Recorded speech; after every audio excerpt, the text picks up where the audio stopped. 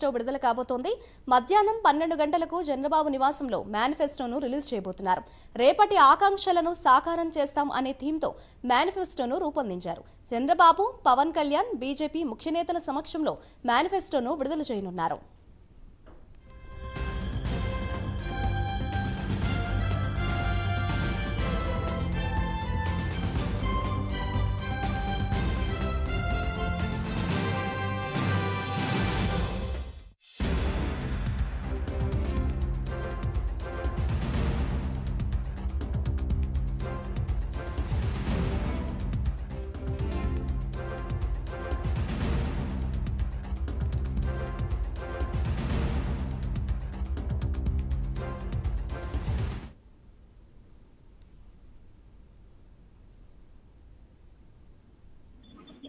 ఇవాళ మధ్యాహ్నం 12 గంటలకు కూటమి మేనిఫెస్టోను రిలీజ్ చేయబోతున్నారు.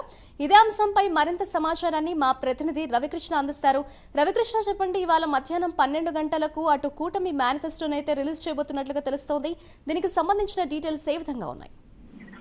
మాధురి, ఏదైతే ఎంతో కాలం నుంచి ఎదురు చూస్తున్నటువంటి మేనిఫెస్టో ఉమ్మడి ఏదైతే టీడీపీ, జనసేన, బీజేపీకి సంబంధించిన మేనిఫెస్టో ఈ రోజు విడుదల చేస్తూ ఉన్నారు. మరి కొద్దిసేపట్లోనే ఈ మేనిఫెస్టో విడుదల చేసే పరిస్థితి. ముఖ్యంగా కూడా సంక్షేమంతో పాటు కూడా అభివృద్ధి ఉండే విధంగా ఈ మేనిఫెస్టో రూపొందించినట్టుగా తెలుస్తుంది. అదే విధంగా కూడా టీడీపీ ప్రభుత్వంలో అమలు చేసినటువంటి ఏదైతే ప్రజారంజితమైనటువంటి పథకాలు ఏవైతే ఉన్నాయో వాటిని కూడా తిరిగి కొనసాగించే విధంగా కూడా ఈ మేనిఫెస్టోలో రూపొందించి తెలుస్తుంది. ప్రధానంగా కూడా అన్నా క్యాంటీన్లు, అదే విధంగా కూడా పండగలప్పుడు వివిధ సోఫాల కింద ఇచ్చినటువంటి కార్యక్రమాలు ఏవైతే ఉన్నాయో వాటిని కూడా అమలు చేసే విధంగా కూడా మేనిఫెస్టో రూపొందించిన పరిస్థితి అయితే కనపడింది.